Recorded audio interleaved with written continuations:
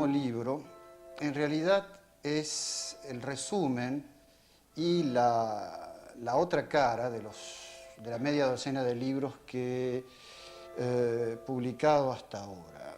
Es una serie de entrevistas sobre algunos poemas claves de los diversos libros que he publicado.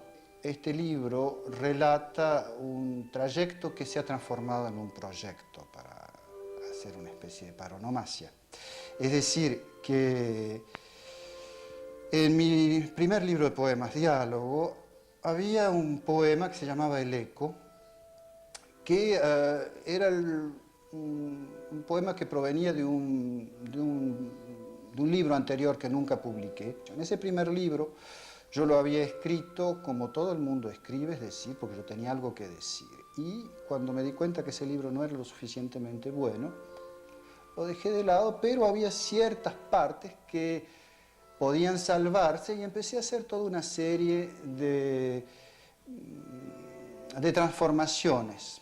Y lo primero que hice fue, en lugar de poner donde yo decía yo, puse tú, ¿no? Y entonces, como el texto cambió de sujeto de la elocución, de pronto el texto se dirigía a mí y yo tenía que tratar de entender un poco lo que decía. Y así fue como, bueno, este poema El Eco, me di cuenta que leyéndolo se podía leer de arriba para abajo y de abajo para arriba. Y quedó una cosa curiosa. Ahora, este poema que trataba del eco tenía en realidad una forma en espejo. Esta inversión de los versos me recordaba de alguna manera la inversión que producen los reflejos. Y fue a partir entonces de esta manipulación de este poema que me vino la idea de hacer poemas que tuviesen formalmente una inversión, es decir, inversión de los versos, y tratar del tema del espejo, para que la forma mandase al objeto del cual hablaba el poema. Y entonces, a partir de esa idea, fui profundizando y ya no eran solo los versos que venían en forma inversa, sino que una frase, como digamos cuerpo del delito, se transformaba a partir de la mitad del poema y el orden de las palabras se invertía. Cuerpo del delito, delito del cuerpo, por ejemplo.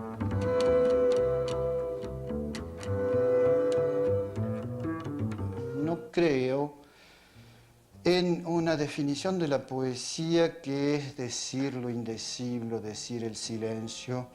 Creo que es una facilidad decir esto. Digamos que a mí tampoco me importa romper límites por romper límites. Me importa sí de pronto hacer cosas difíciles, proponerme una forma muy estricta y resolverla como si no fuese difícil. Es decir, que el resultado final del poema, que puede llevar varios años, esta idea de romper los límites es uno de los aspectos de la modernidad que fue, y hablo en pasado, y en un pasado ya bastante viejo, que es la poesía, la modernidad de las vanguardias, donde lo que más se veía era el aspecto iconoclasta. Mi manera de escribir, que yo supongo pertenecer más al presente y más al futuro que el de las vanguardias, es más bien hacer una construcción muy elaborada, es decir, todo lo contrario de una iconoclastia. No es romper las formas, sino llevar esas formas más lejos. Yo he tomado ciertas formas clásicas como el soneto o la sextina y las he hecho más complejas, más difíciles, y actualmente todo lo que estoy escribiendo ya he dejado atrás el uso de esas formas fijas tradicionales y estoy creando ciertas formas fijas, o en todo caso formas muy construidas, que no quiero decir que sean mías, pero digamos que son un desarrollo y una radicalización de lo que se ha hecho durante toda la historia de la poesía. A mí no me interesa romper con el pasado, me interesa ir más allá que el pasado. Lo que yo busco son o dificultades formales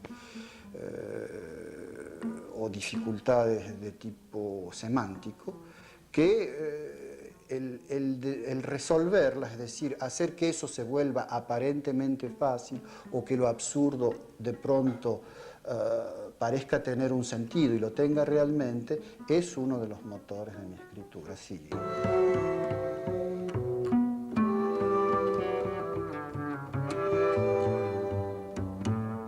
No sé cuál puede ser la definición de la literatura. Es extremadamente difícil de definir por qué un texto es literario. En la antigüedad era porque era un texto ornado y había una teoría del ornamento que me parece falsa. Actualmente, en general, se dice que un texto es literario porque está admitido como tal y porque es idiosincrásico, porque es particularmente propio a un escritor. Esto también me parece falso en la medida que textos específicos pueden ser escritos sin ninguna intención literaria y ser perfectamente reconocibles como producciones de tal o cual. La expresión me parece también un criterio erróneo para describir la literatura, porque cuando escribimos una carta de amor nos estamos expresando. Escribir un poema de amor no parece en sí diferente de escribir una carta de amor, salvo si se lo escribe con una intención que no es para nada la de expresar un sentimiento amoroso, sino de escribir un texto eficaz y estéticamente eficaz, es decir, la búsqueda de eso que llamamos el sentimiento estético, que no es necesariamente el sentimiento de la belleza. En ese caso, yo no puedo decir que para mí mis textos sean poesía, son textos en verso métrico.